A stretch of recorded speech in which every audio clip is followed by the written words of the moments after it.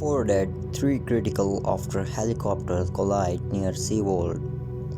SeaWorld helicopter said it is cooperating with all the authorities. 4 people have died and 3 others are in critical condition after 2 helicopters collided in midair at Main Beach on the Gold Coast. Emergency services were called to the scene following reports of the crash at 2 p.m. on Monday. Acting Inspector Gary Worrell said the helicopters crashed mid-air outside SeaWorld theme park and thanked the multiple members of the public who immediately attempted to provide help.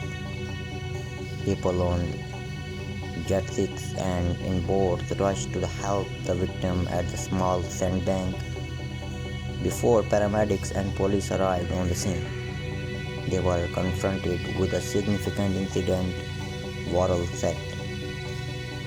He said one of the 2 helicopters successfully landed after the collision, though its front was severely damaged.